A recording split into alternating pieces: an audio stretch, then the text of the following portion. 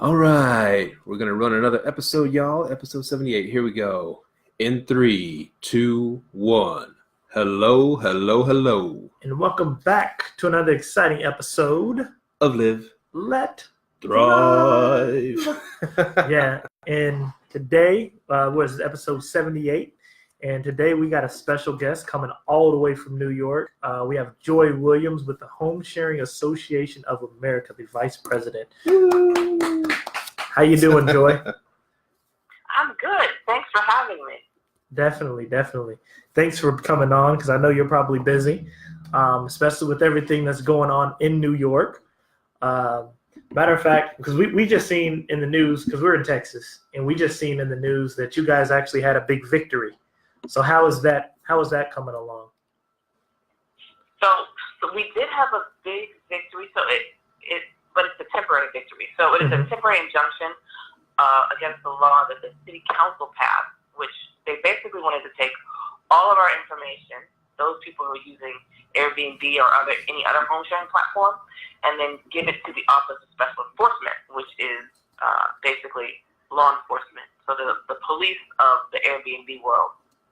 So the judge said that this is a violation of Fourth Amendment rights for the companies. So that was great that he's not going to let this law go into effect and when it was scheduled to go into effect in February, and that the trial can commence.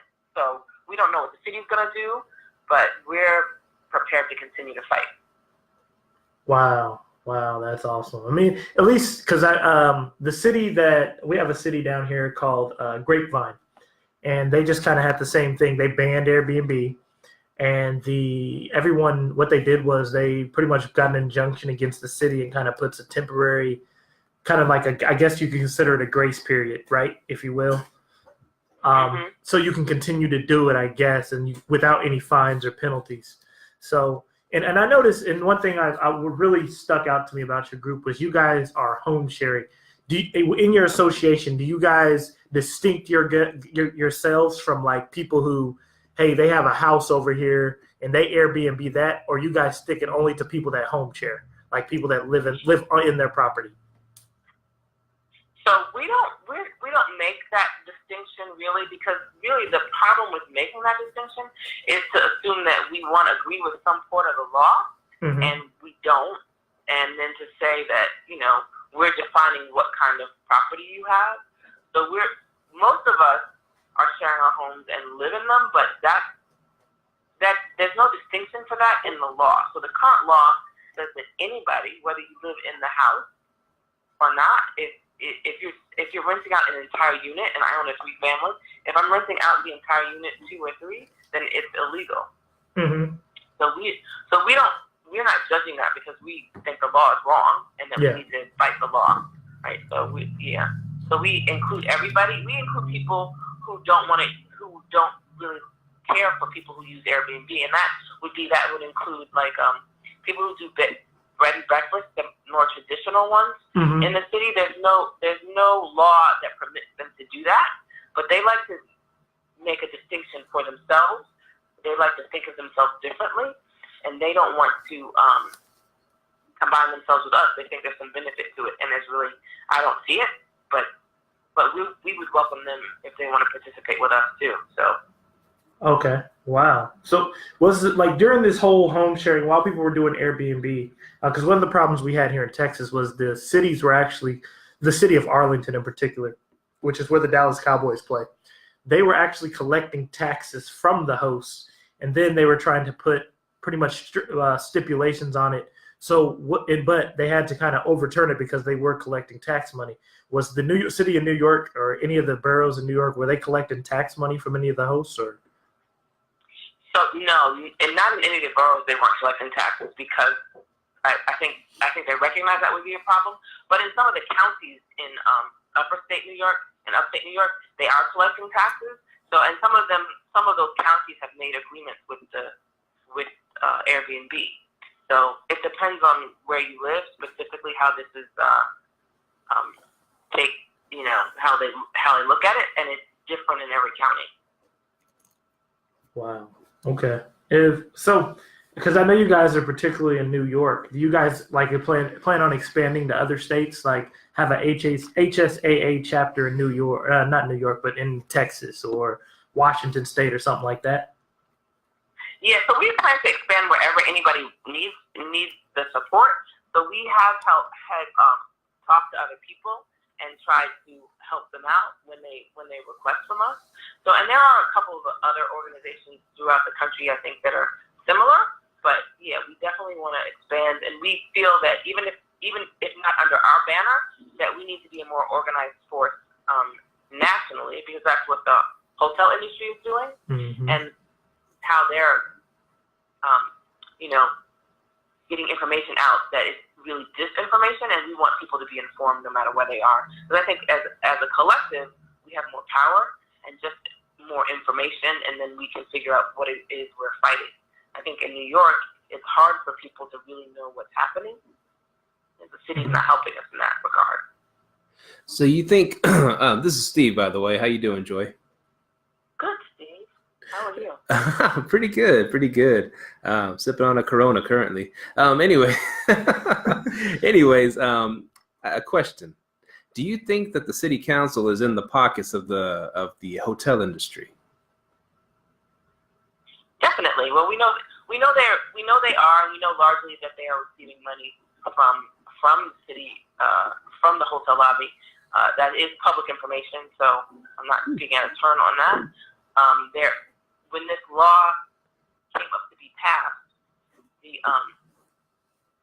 the city council knew in advance, because the New York affiliate of the ACLU said that this is a violation of Fourth Amendment rights, among other things. So they knew that. But when they came to pass it, not one person spoke up against it in any form. So really how the laws get passed the physical day when they pass them, the actual day when they pass them in the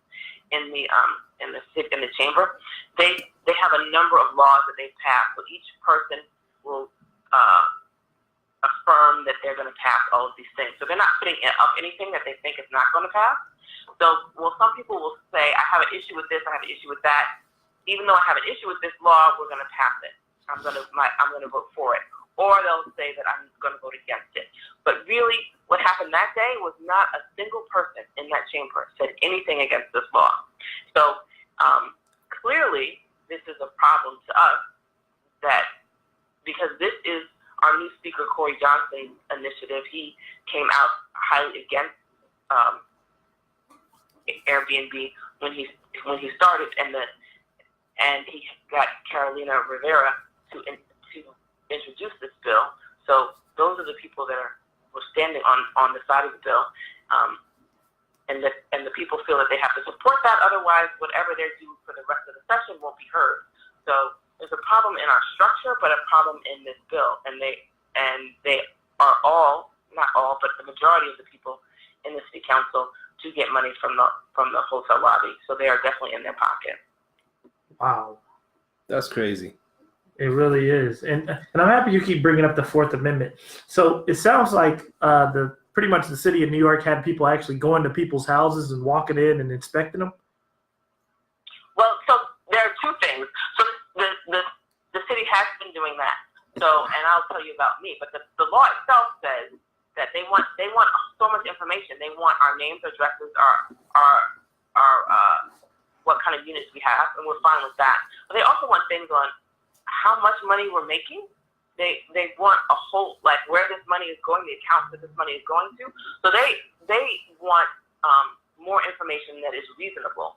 So they also, the other fact that the New York chapter that ACLU talked about was that the data supplier or the company that the Office of Special Enforcement used to aggregate this information is the same that's used by ICE and the CIA. So there's no protections or provisions to protect our data and our information. And we live in a country, and some people forget this, that you just don't give over your space, your right to search and seizure, just because you have some wild complaint. You need specific subpoena ability, and there needs to be some evidence of a crime. So innocent people should be able to have the private enjoyment of their home and their data, and this doesn't do that. So But what the city has been doing before, and they still do, is they send out people from the Office of Special Enforcement. There'll be a person from the Office of Special Enforcement, a person from the building department, a person from the fire department, and a police officer. And when they come to the door without a warrant, they will knock. If they can get in, they will get in. If a door is open or if they can open a door, they will come in. They will come without a warrant. They've done this time and time again. They came up to my door. They've been to my house 3 times. And they will convince people that they need to let them in. And they're not advising people of they have a right to privacy, and they don't have to let anybody in, even though there's a police officer, unless he has a warrant.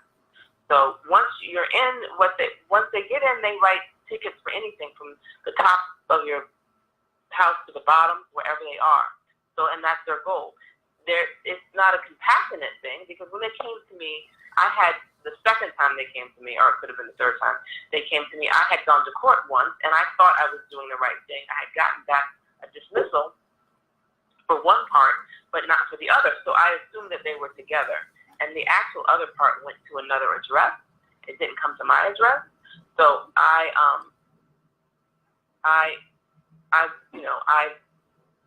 was doing what I thought was right, and as I explained that to them, they didn't care. They just wrote more tickets. I went and I got the documentation to say, like, this is what I have, and this is what I think I'm doing, and I think this is right. And they're like, no. So problematic. That's kind of scary. I mean, yeah, being this is the United States of America, and they can use like Gestapo type tactics to just break in or not break in, but coerce you to get your door open so they can go and shake you down for money. That's like mafia type stuff right there. Yeah, it feels that way. It feels that way. So even when I spoke to the mayor in August of 2016, before he was elected, to say that, you know, I didn't really want to debate him on the law. I knew that there's a process and we need to work to change the law. But he talked about how we had to do this because of these bad actors in these large buildings. But that's not what's happening. There are some bad actors and there are some large buildings that need to be addressed.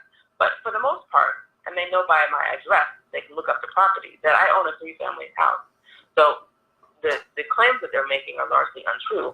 I'm not permanently taking off housing off the market, because in fact it was off the market. Well, at least one of the units was off the market anyway. So I'm not obligated to rent it out. It can be open. It can be, you know. But they're telling me if I want to rent it, I have to rent it to someone for a longer period of time. Whereas if you buy a house and in the same property, you can take the units and make them one, so you can permanently destroy units of housing, which is happening around here. The developers are buying up units and turning them into single-family homes. So if you have a lot of money, you can make a single-family home, but if you need more money, you can't rent out for a short period of time. So that's ironic to me, because one of the big concerns you hear people, they're taking houses off the market because they're turning them into Airbnbs, whereas they'll allow someone to go buy in a multi-unit and turn it into one, literally taking 2, 3, or 4 units off the market. But they're cool with that. Yeah, they're fine with that. They're fine with it. That's so, insane. and the complaint is that this is aiding in gentrification, when in fact it's a reverse. So even the comptroller, he issued a report on how women make less than men, and black women in particular make less. So a lot of the people in Harlem, where I am, that I know who are doing this are women who make less. So the opportunity for them to make more in their house is to invite people into those other units that they have to make more, to sort of bridge that gap. Unfortunately, they're not interested in that. They're not interested in trying to figure out what would be an anti-gentrification stance. They're not interested in that, and they have no plans on any of that. And it's disingenuous on the behalf of the hotel industry to say that they're interested in it at all. They're not. They're just interested in their own profit. And how is Airbnb and VRBO, how are they helping y'all in this fight? Good question. So VRBO hasn't really helped us in this fight at this point. So the lawsuit, you probably know that VRBO and HomeAway are owned by Expedia. I think HomeAway was the named party in the lawsuit, so they joined with Airbnb. So Airbnb has been first on the forefront of getting hosts together and building community. So some of that community building has been around advocacy and helping us fight, fight locally in the city and the state. So we are working on developing our partnership even further this year so that we can be more coordinated. And at the same time, we really want to make sure that people know the voice of the host. I think what happens in this conversation is people get so angry with Airbnb. It makes no sense to me, but they get angry with Airbnb and they forget that Airbnb is just a platform we use. And as hosts, it's nice, but that we're just using it as a platform. We don't own stock in it, at least we don't now, right? They propose something, but we don't own stock in it. It's just a platform we use, and we use and many of us use other platforms, whatever is going to work best for us. So that's what our goal is to develop that partnership while still remaining independent. Okay, a little series of questions here. I assume there's been some fighters in your family, and what's provoked you to take on such a fight like this? Yeah, I pretty much try to do what's right, but when someone came to my door, and really it was a bully tactic. So when the first officer came to my door, and he was with 3 other guys, and when he walked off the steps, he turned around and said to me, "We have other ways of getting in your house." Damn. So I took that as a threat, and, I try not to give in to bullies. So, in my perspective, that this house is a blessing to me. God blessed me with it. I had the money. I figured all that stuff out, but it was definitely a blessing, and I felt like I have to stand up for my right to have my house and to do what I think is right. The other problem with it is I went to a hearing in January of 2017, and the Office of Special Enforcement never told us after that hearing, which was a rules hearing, how they were going to implement the rule. So if you wanted me to stop doing it, all you had to let me know was you would come after me if I did it. Then I could have figured out what to do that was right. So on the one hand, you're saying I shouldn't be doing this. On the other hand, I can't find out the information about what is happening until people start getting violations, until I start getting them, because I thought I was doing what was right. I thought it made sense for me because I live in my house and I own this house that I rent out those units. It's not subject to rent stabilization or because it is 3 units. So I figured I could do what I wanted to my house, and with my house, and they're saying no, you can't. But they didn't even have the courtesy to say this is how we're implementing the law after we spent all day in a hearing to tell them what we thought. They never issued those rules. And when we met with the Executive Director of Office of Special Enforcement, he acknowledged that his website wasn't up to date. There's no place that if anybody's trying to do this, they can find out that information. Wow. And so you said they gave you some tickets. I've heard some outrageous numbers. Like how much are they fining people for having Airbnbs? Well, I think it varies, but I know it varies. But so at the end of the day, I paid them $1,000 plus, and I owe them probably $10,000 more. Jeez. So I know some other people who owe $10,000 and $15,000 and $30,000, and then some people, I do know someone else who told me, and I haven't seen it to verify it myself, but I think she owes almost $100,000. So what happens is once they come in, they treat you like a hotel. So if you don't have proper sprinkler system, proper fire extinguishers, if you have locks on interior doors, a whole host of things, they'll write a ticket for any of that. So it makes it very difficult for people. And there's no opportunity to cure this defect, or even to say, I'm not doing it any longer, you shouldn't be finding me for it. So I think that's the problem, because I think in commercial buildings, if the building department comes and issues a violation, they have an opportunity to correct it. We don't. Wow. That is crazy. And so you said they do want to put like a cap on how long you have to rent. Like here, like when they put caps, we usually switch over to like corporate renting to like traveling nurses. What's like the minimum stay that you got that the city wants for someone to stay to not consider it a short-term rental? Yeah, so that would be 30 days. So 29 days is illegal, 30 days is legal. Okay. Wow. Like everywhere else. Mm-hmm. Yeah. I have an interesting, like, out of left field question, and I'm saying it because you mentioned keywords, like gentrification, and we spoke of housing, whatever, taking houses off the market. Where does the civil rights part of this? What are the people that push for civil rights? Where do they fall in this pro or against Airbnb fight going on? So we have had some people that are in the more traditional civil rights fight, and they stay on the side of Airbnb and other platforms such as Airbnb. And they do that because it does provide us an opportunity to stay in our homes. So, what happens traditionally is when a neighborhood is on the upswing, right, the taxes go up, the other people move in and making things more expensive for the people who've been there for a long time. So this gives people who've been there for a long time an opportunity to make some additional income. There are a lot of people who have full townhouses that are multiple units that use any one of those single units only for family or friends, or they might have, just guests. So those people, so that's why people are in support of it, because they know that it provides people another opportunity to make additional income and actually stay in the neighborhood. And I kind of asked that too because, like, I see articles all the time, and I saw the article about y'all fighting this, and y'all had this victory in New York, and it's funny. And the article was even pro. I mean, it was saying, hey, the Airbnb people had this little victory, whatever.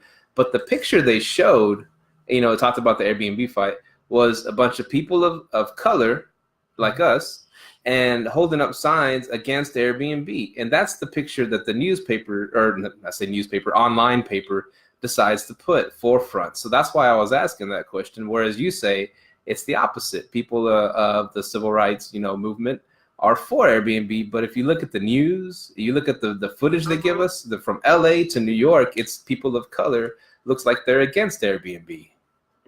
So if you think about it, what has happened is some of the hotel trade associations, some of those lobbies represent the lower levels of hotel workers, right?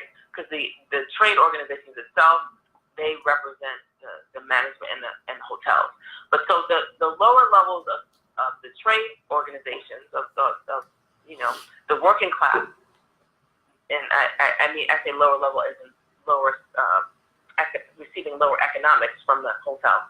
So the working class workers, these proud individuals have been working for quite some time.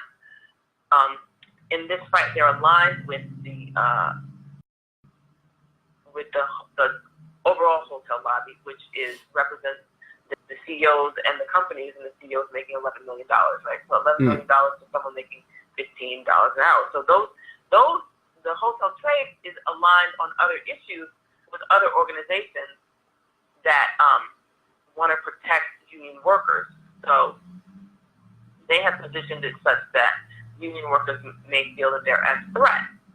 But the interesting thing that happens is when we're sitting in chambers with our fellow workers, and they listen to what people are saying, they do recognize that some of this, what we're talking about, makes sense. And some people who are in HSAA used to work in hotels. Some of them find themselves out of work and needing to rent their space to other people, right? So I think it is convenient for newspapers to do that, but it's positioned that way from the hotel trade to say, let's put all these working class people together. So it makes it seem like, if they believe the argument that the hotel trade is telling them, that this is against them and against working class people, that they should be for stopping Airbnb, which is not true. So a couple of things we know, like if a black person or a person of color has a house and they're selling it next to a white person, the person of color makes less money. This is what we know. It's not something that Airbnb did. So when they talk about that black people make less money than white people in Airbnb units, I believe it, because that's what happens in the general market. But for other things, but it's not it's not caused by Airbnb. So they want to manipulate the story to make it seem like that this is a problem. So we have other people, like some people that work with the National Action Network, which, Al Sharpton's organization, and Danny Glover, people who are focused on economic development, who are on our side, but there are other organizations that are aligned with the hotel trade, and because they support them, they come out sometimes. It's a tangled web, it seems, right? It is a tangled web. And the people in the hotel trade themselves, they support any demonstration because they're paid to show up. Oh, they're paid to show up. Mm-hmm. Yeah. That's crazy. You can tell they're paid to show up because if you're sitting inside the chamber and the clock hits whatever time, they get up and leave because they do not stay a minute past their getting paid time. They clock out. Yeah. Man. That's crazy. So I mean, it's super brave of you to want to be at the forefront of this fight, especially in the most visible city, maybe on the planet. And I'm sure, but I mean, before you did this, were you afraid that there was going to be like a giant target on your back and they were going to go after you every turn that they could, the city? No, so I think I was a little naive in that. So I did speak up a lot, and I do think my speaking up helped them land at my door, right? So, but after they came to my door, it's like, you already have my name, you already have my number. How can I hide from anything? So, yeah. So I was a little naive on how that works. So, at this point, is be as exposed as possible, because if something happens, then we're going to know where it came from, right? So if you're coming after me again because I'm following the rules according to what they are, I disagree with them, but I'm following them according to what you say they are. I'm doing my part, but I can't walk around in fear of the city, and no one should. And the thing to me is that all these progressive legislators are not being progressive, and they're on the one hand spewing one thing one day and then against us the next. So we need to hold them accountable. And I, like so many other people, wasn't really that politically active before, but now that I am, it's like, okay, we have to fight. We can't let this happen. Mm-hmm. Right. So if New York today were say, hey, Airbnb's banned, the injunction gives up and they ban Airbnbs, would you continue to do it? Like, what would your exit strategy be to transition into something else? Because that's what we always ask, because I know they're trying to ban it here in Arlington, and I tell people I always wait till enforcement, but it sounds like enforcement's already at your door. What would be your exit strategy? Well, so technically, I'm out of the short-term rental market. So technically, I'm doing 30-day plus. That's all I'm doing. But that law, to be clear, the law was only about sharing our data and sharing our information. The law right now in the city is that you can't have more than 2 people in a unit. Like if you're sharing with 2 people that are unrelated, you can only have 2 people. But you can't share in any unit without the host being present for more than 30 days, for less than 30 days. So it is illegal in the city for anybody to do it. People all over the place don't recognize it. So all those listings where people really aren't there, they're illegal because the city is going after those people.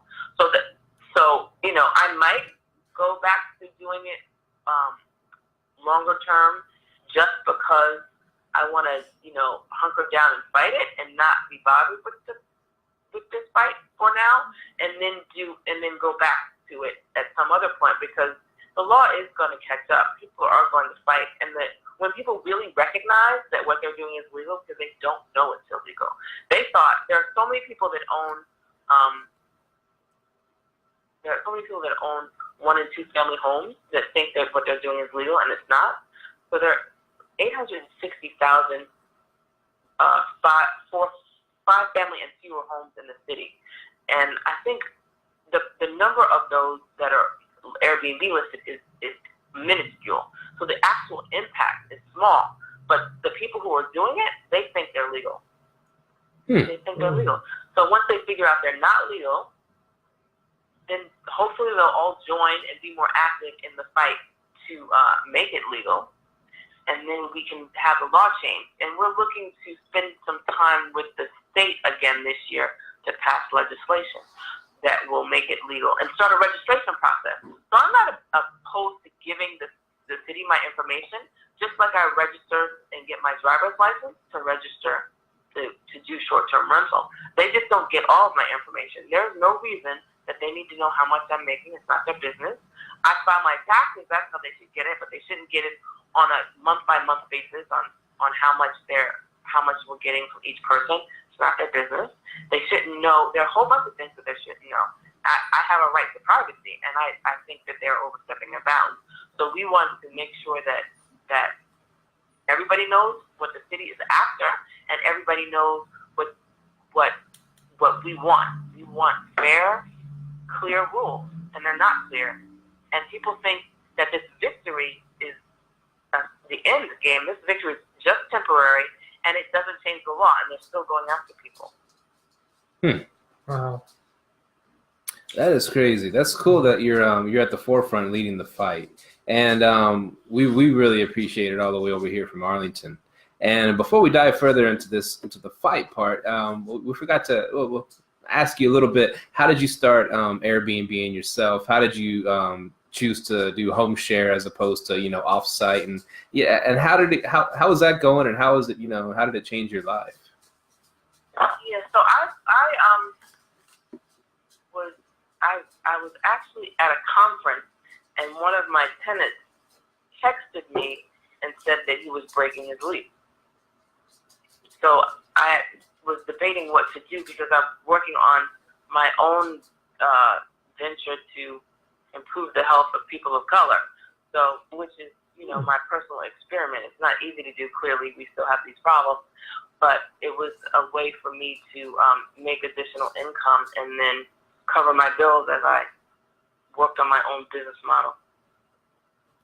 So it went well, and it was, after I listed, and I left like a month later, I got my first guest, and then after that, it was going very well. And then I ended up listing the other unit also, which is where I was living. And I just moved downstairs into the unit with my sister. So it was going well. It was helping me pay my bills and keep on top of things, and to do the programming that I wanted to do. So that's why I started doing it. And then, it changed when I had to stop doing it. So it definitely put a strain on me. Wow. Everyone always has an interesting story how they got started. Wow. So when was the HSAA created? So it is officially a year old. We had our first meeting last January. I think it was January 8th. But we had our first meeting last January. There were probably about 12 of us. So the group the core group is a little smaller at the moment. Some people have, moved in and out of doing home sharing and spending their time doing other things, but a pretty committed group of people. So we meet pretty regularly, and this year we're going to change up some of the things we're doing because we really need to advance our issues some more. So that's why we're trying to work on our partnership with Airbnb, and then we'll be reaching out to the other platforms as well to join in the fight with us. Another thing, has Airbnb done anything for your group specifically to fight the bans, or? Well, yeah. So we work pretty well with Airbnb, especially the people in the New York office, and we sometimes they'll host meetings for us in their space, and we work with them. I've been on television with them. Wow. So yeah, so we work well with them. They're a good group of people, though, and they're very committed to the fight. So we've gone to Albany together, and they've had some other presentations. So we're still planning on fighting together this year. So they're a company and we're hosts. So all of our issues aren't 100% aligned, but we are very much aligned. Wow. Okay. Are you ever thought about putting your resume in with Airbnb? Maybe they can hook you up with a good gig.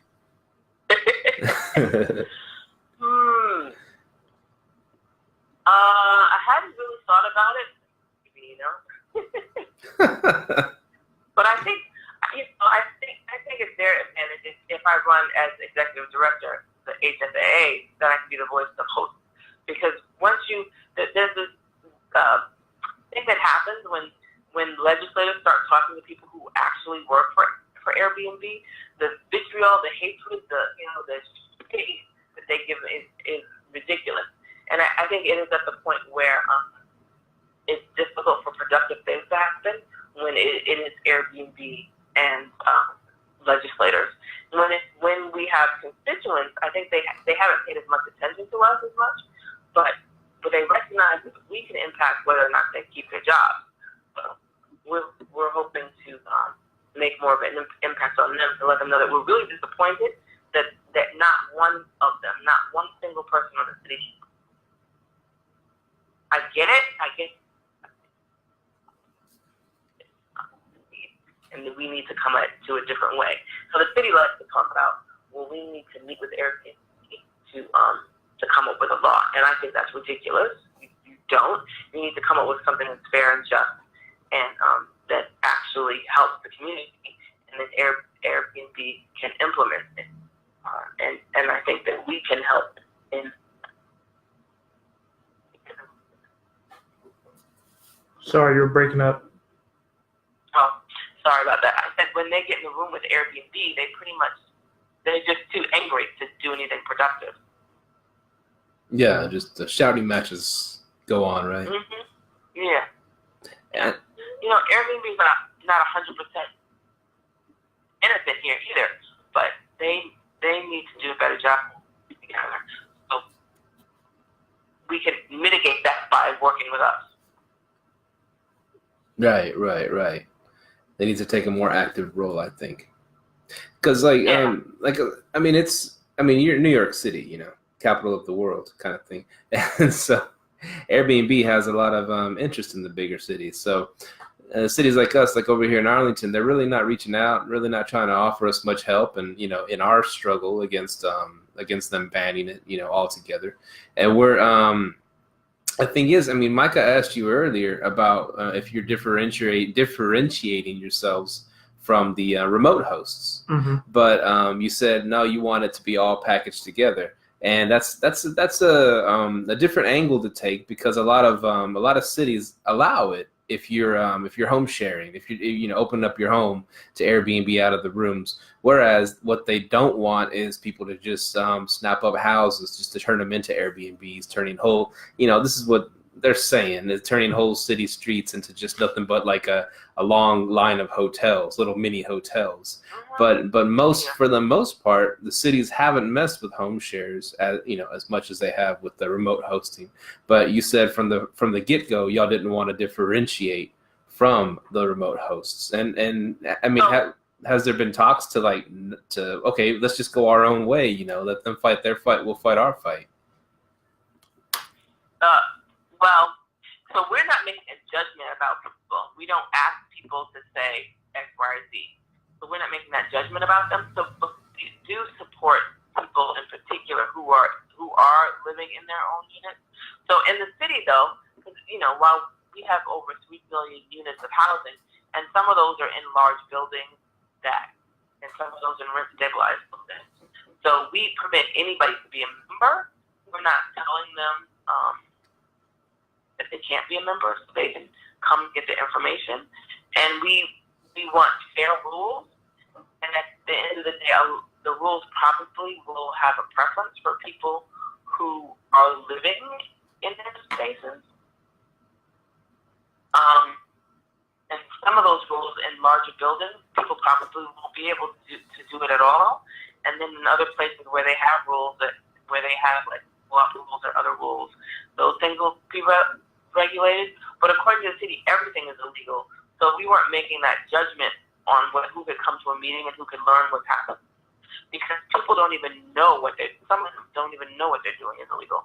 So it was really if there are people, get people together and let's hash it out so we can figure out what the rules are. When we started, we didn't really know, and we didn't know how they were going to be enforced. We didn't know what they were going after. So that's the judgment we're making.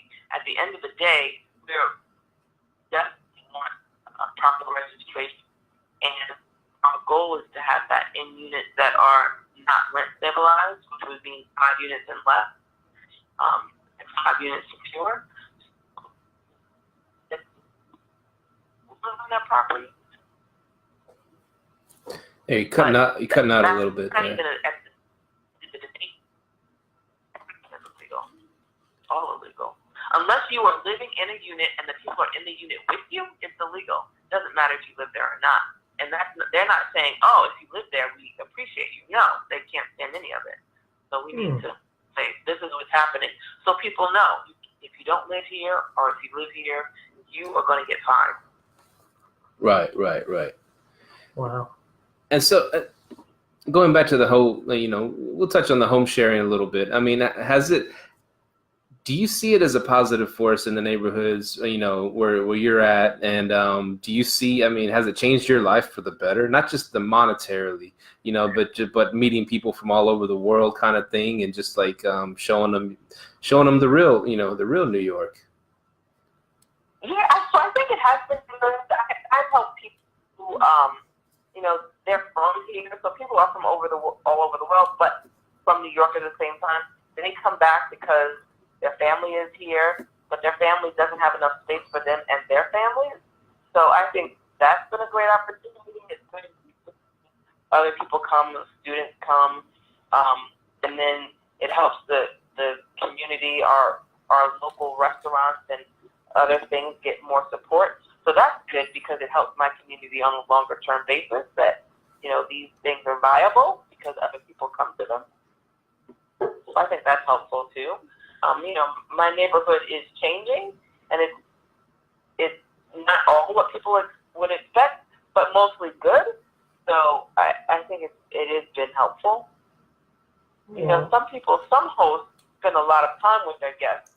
I think for me, because I have separate units, people, they get to do what they want to do and act as if they are a part of the community. So I think that's great too. I'll provide information and let people know what things to go to, but they can feel like they're a part of the neighborhood. So you personally don't see any negative impacts from Airbnb? I don't really see any negative impacts from Airbnb in my area. I think, we can pretend that everything is always positive. I think there are some people that abuse the system because people abuse all sorts of systems. Mm-hmm. People abuse Medicaid and Medicare. I don't think we should get rid of it because people abuse it. I think we have to get rid of the abusers. So I haven't seen that in my neighborhood. I see more traffic of people taking tours, but I don't think that's because they're doing Airbnb. I think it's just because my neighborhood is relatively popular. I do see more suitcases on the street, but you can see me almost every weekend taking a suitcase because if I go to Long Island, which I do a lot, I'd have a bag, so I haven't seen any real negative impacts to it. Yeah, see, because here in Arlington, that's what they're complaining about. They're saying, hey, there's party houses.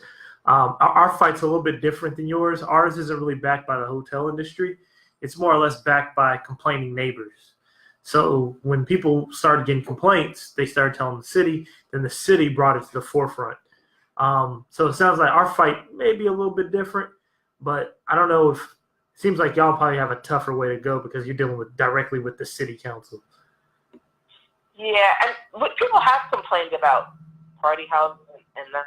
So a lot of stuff that we do is to make sure, what I do is to make sure people know you can't have a party here. And I think that's the thing what happens with remote hosts, right? So if people rent a place and they know that you're not going to be around, then they can abuse the rules and just, ask for forgiveness opposed to for permission.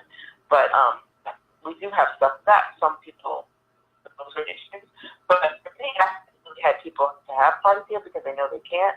Every once in a while, people get a little loud, but since I'm usually around, I can let them know, you got to be quiet now. You got to turn it down. Yeah. But I also do find that there's some people, whether or not they're experiencing a party or whatever, if they don't like the concept of Airbnb and it makes sense to them, then they can make a complaint and it not be valid. So I think there's weighing that too. there's some people who just like to complain about this. I remember going to an event and a woman she was just appalled that there would be more people having suitcases coming down the street. I was like, that's crazy, but okay. So there's some of that too. Was she born in the 50s? No, just kidding. maybe even, but yeah, at least the 50s. But yeah, we noticed here, like, I do feel for the people that complain here because they are part of the older community. They're more, 60, 70 years old, and they just want to live in their neighborhood. And I do feel like some of the hosts are to blame because they do go into those neighborhoods, start up these Airbnbs in big 4 or 5 bedroom homes. And of course, people are throwing parties if you're advertising it for 25 people, So like you said, you got to get rid of the abusers and don't punish everybody. Yeah, we just need to figure out a better way of doing that. Yeah. I guess here's my take on the thing, because I've been to New York 3 times, New York City, and I was lucky enough to stay with a friend, a couple times, and then the 3rd time I rented a hotel. And the hold on real quick. Send to voicemail. Okay, I got an incoming call. All right, and so I was lucky enough to visit. Like I said, stayed with a friend the first couple times, and it was in Jersey City, and so outside of the city. And the 3rd time we stayed in Flushing, which is outside the city also. I had to take a train into the city. And so the reason I stayed so far away is because it was the hotels at the time were so damn expensive. And it's like, a lot of us, we can't afford, back, especially when you're younger, you can't afford, $200 or $300 a night for a hotel. And so we can't stay in the city. We got to stay outside the outskirts, go into the city, do the touristy things maybe, and get our asses back to where where we're staying outside the city before it's too late. And I'm like, well, I see it as a big plus, a huge plus that we can stay at an Airbnb, share with some friends, and stay in the city, spend our money in the city at the local spots, not just the tourist spots that we have time to see. Mm-hmm. And then we don't have to hop a train and go all the way across town and go back to outside of the city or go to Jersey, and we're spending our money in Jersey instead of New York City. And so it's just I think it's a great thing. It's a blessing. And for New York City especially, or bigger cities, because we get to actually experience it like we're locals. Yeah, and because first of all, Jersey City is Airbnb friendly. They embrace Airbnb, so it's easier even if you were staying in Jersey City to get an Airbnb. But that is so true. So people would say, I live in Harlem, so people would bring their family, because if you have 4 people. You have a family, and then you want to cook, and you want to do all that in your space because you can save money that way, and then explore the rest of the city. That's easy to do. So it would be very expensive and pricey for a lot of people to come and stay for the week that they stay usually with me in the past to afford it. If they had to pay the high price, had to pay for food, had to pay for everything. So yeah, it does make it affordable. Yeah, and I guess in other words, the city, and by being, obviously backed by the hotel lobby, the council, are saying, no, we like the status quo. We like it for only rich people to come visit New York City and stay in New York City and stay in Times Square and spend $500 a night at a hotel. We like how it is right now. Don't change. Yeah. They made record profits last year, and so there's a couple of their claims that they're talking about impacts them. They made record profits last year, and the actual thing they talked about how it makes rent prices go up. Actual real rent prices went down. So what's happening now is there are lots of luxury buildings being built, and the luxury apartment owners will keep the price the same but give people a discount, so that it appears as if the rents have gone up, but that's not what's happened. Actual real rents have gone down. So wow. Airbnb hasn't had that impact. So there are about 3,300,000 units in the city, and there are 55,000 Airbnbs. So, and 15% of them, they say, are illegal. It works out to be either between 0.8% and 18% that were impacting the housing market, which is, no matter how you're figuring it out, it is a rounding error at best. So it's not really having that impact that the hotel lobby or the city council would like to say. Wow. This is a lot of great information you're giving us here, Joy. And we really appreciate it that you're at the forefront of the fight. And if you could tell our listeners out there, I mean, bans are pretty much going on everywhere across the country, not just New York, not just LA, everywhere across the country. These little, cities are throwing up these bans. And if you could tell our listeners, what should they do to go about, fighting this, to go about, getting, going up against the city council if they need to. Yeah. So really what they should start to do is reach out to their legislators, join with other people who have the same interests as they do, and then reach out to their legislators. If they need help from us, they can find us on our Facebook page, which is the Home Sharing Association of America, HSAA1. Okay, we'll put that in the show notes. Yeah, and then, because what it requires is people to become involved locally. And what happens is homeowners, people who share homes, aren't naturally in groups already, whereas the hotel lobby is very organized around other issues. This is just another thing for them to take on. So definitely start reaching out, even if you call people and let them know, call your legislators, and let them know how you feel, and organize groups of people, because the constituents matter more than the lobby when the constituent is the city council to not be elected the next time. So if there are enough of you and all of your votes count, change can happen. Yeah. I guess a big thing I see is people are afraid to go up there and fight because they don't want to get a target on their back. They're like, I'm doing it on the down low. If they start passing some rules, maybe they won't find me. But yeah, they're pushing for legislation to go out and find you. So might as well fight while you can, right? Right.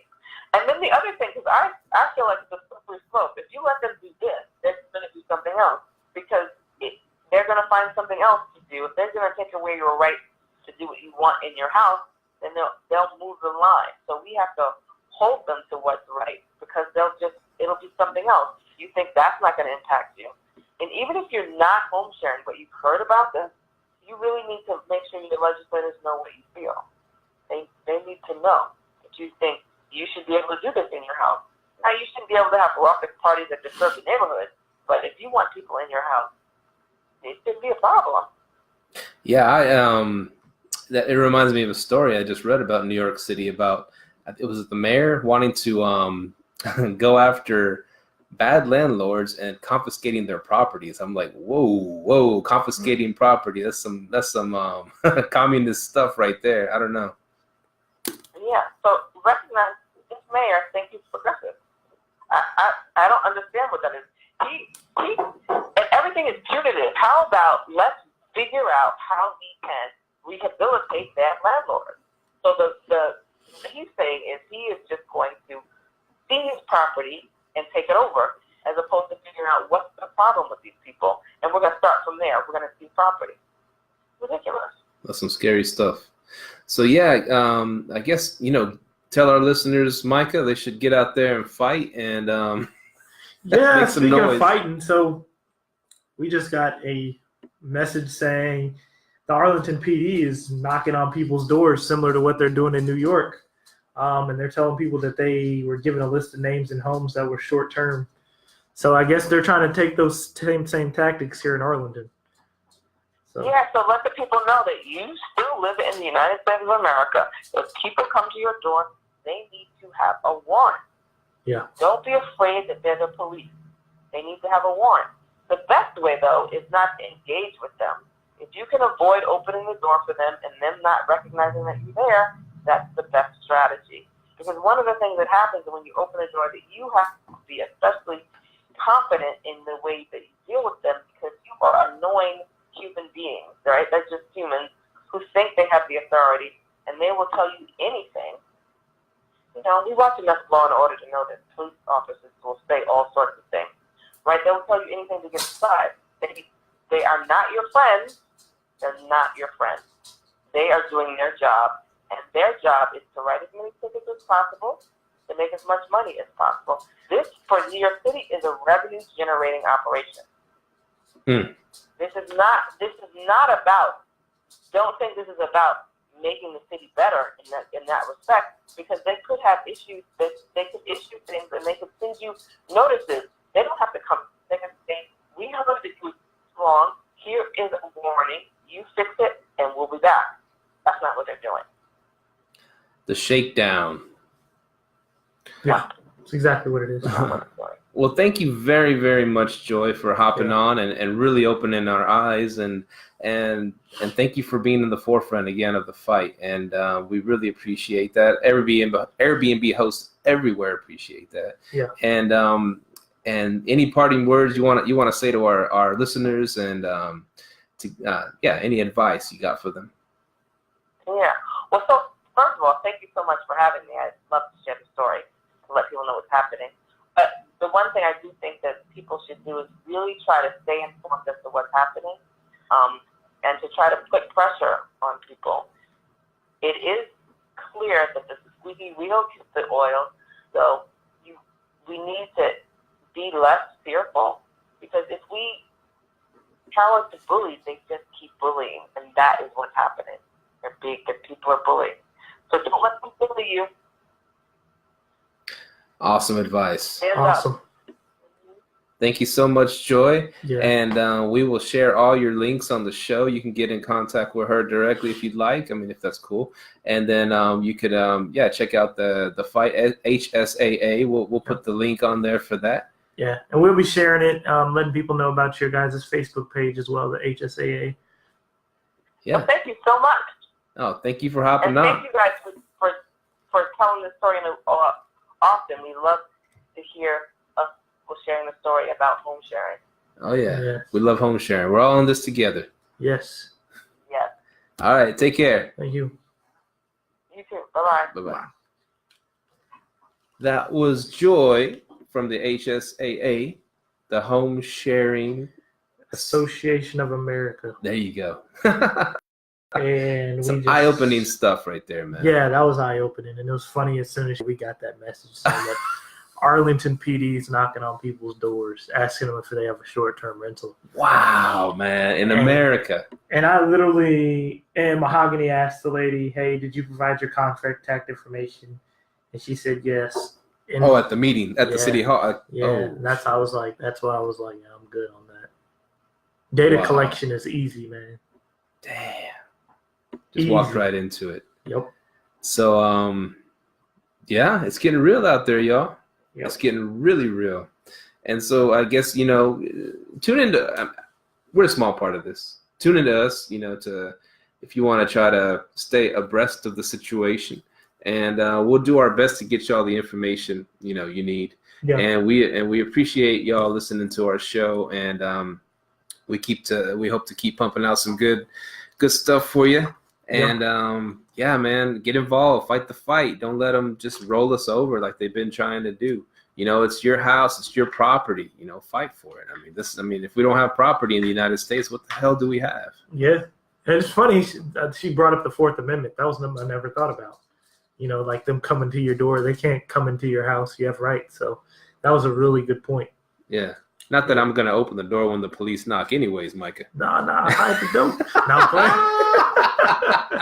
No, I'm playing, man. But, man, keep living, keep letting, keep thriving.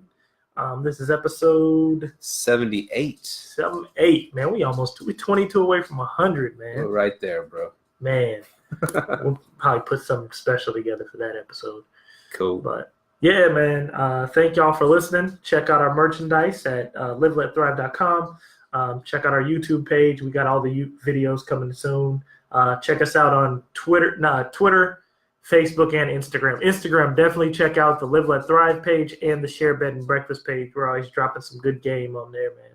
We'll put all the links on there for you. You can find us. We're out there. Yeah. Live, Google let us. thrive. Peace. Out.